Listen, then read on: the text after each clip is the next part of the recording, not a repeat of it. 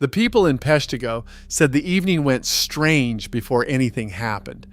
The air was warm for October and completely still, and there was a low red light along the top of the tree line to the southwest that had been there for days, from the small fires always burning in the woods that autumn.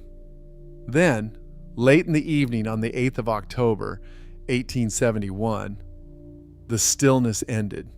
There was a wind and then a sound, a deep roar coming out of the forest, and then sparks and burning bark began falling out of the dark onto the wooden sidewalks and the shingle roofs of the town. What was coming moved too fast to be a line of flame advancing through the trees. It arrived, by the accounts of the people who lived, more like an explosion than a fire. Peshtigo was a lumber town in northeastern Wisconsin, around 1,700 people, built almost entirely of wood, in the middle of a forest that had been drying out all summer. What came out of that forest that night was a firestorm. A firestorm is a fire that has grown hot enough to make its own weather.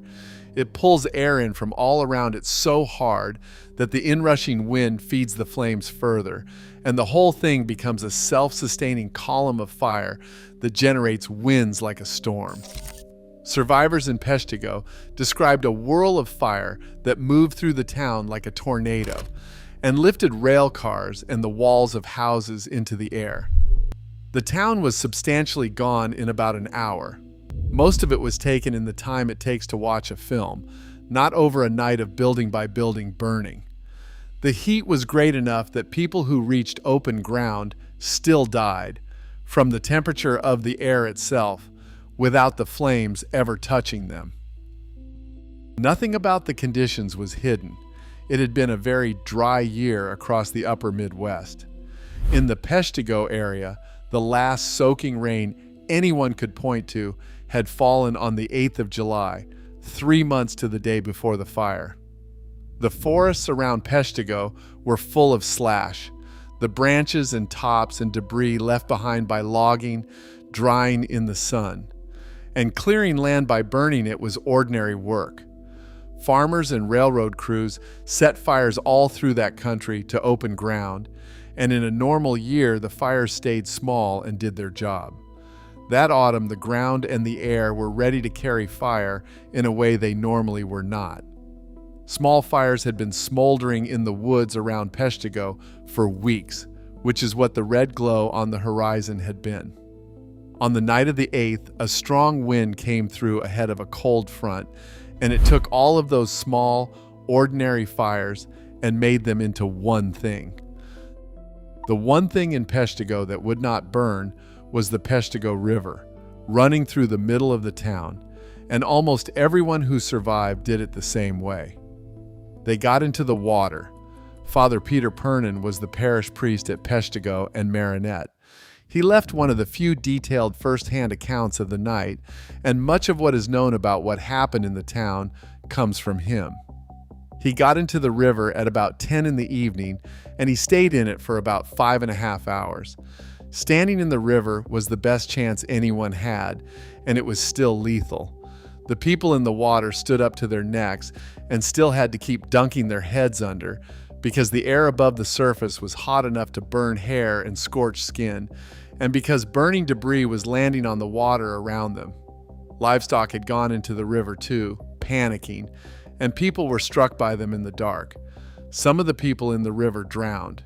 Some, after the fire had passed and the October night reasserted itself, died of the cold before morning in the water they had survived the fire in.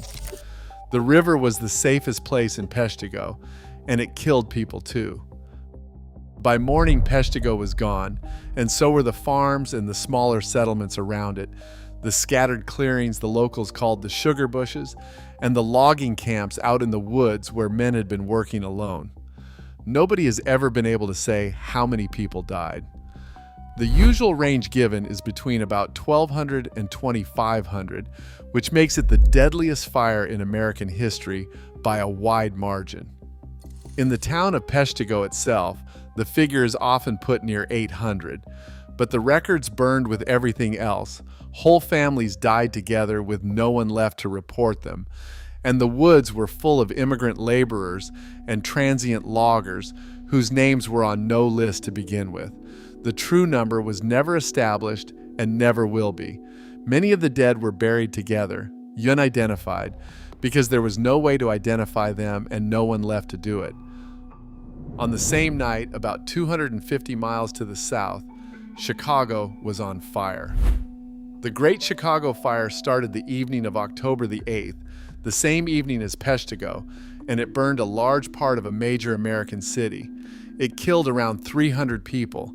It left something like 100,000 homeless, and it destroyed an enormous amount of property in a place that the whole country was already watching. Chicago had telegraph lines and newspapers and a national audience. Peshtigo was a remote lumber town whose telegraph line had burned in the first minutes, and word of what had happened there reached the outside world slowly, days later, into a country whose front pages were already full of Chicago. When the fire struck, Wisconsin's governor, Lucius Fairchild, was already in Chicago with railcars of state relief supplies for that city. His wife, Frances Fairchild, had a shipment of blankets meant for Chicago rerouted north to Peshtigo once word finally came. So the fire that killed the most people in American history happened on the one night guaranteed to bury it, and it was buried. Chicago became one of the most famous disasters in the country's history. Peshtigo, which killed several times as many people, slid almost entirely out of the national memory within weeks and has mostly stayed there. Because so many fires burned across Wisconsin, Michigan, and Illinois that same night, people looked for a single dramatic cause. Starting in the 1880s, and revived more than once since, there's a theory that fragments of a comet, Biela's comet, fell that night and set the whole region alight at once. It is a tidy story, and the evidence does not support it. People pointed to the strange blue flames witnesses described, but blue flame is what you get when carbon monoxide burns in air that has had its oxygen stripped out, which is exactly the condition inside a firestorm. Meteorites arrive cold, not burning, and there is no reliable record anywhere of a meteorite starting a fire.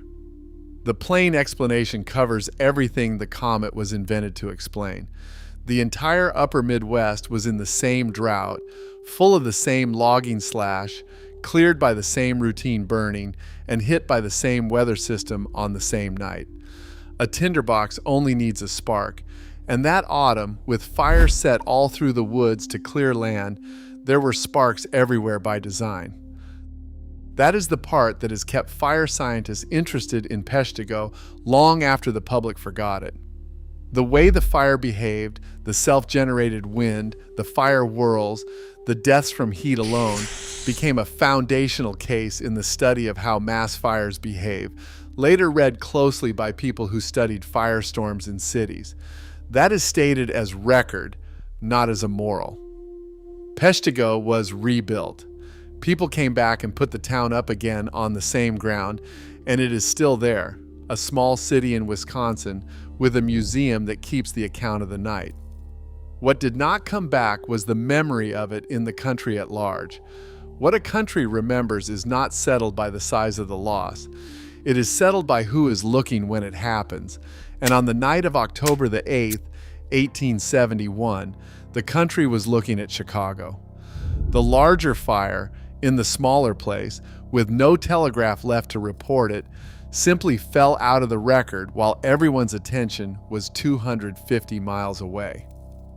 The deadliest fire in the country's history is marked now by a small museum and a cemetery in a town most people pass through without stopping. The fire was as large as the record says. The remembering was the part that failed. There is another one on screen about the Cloquet Fire of 1918, the next time the same forest, cleared the same way, did the same thing.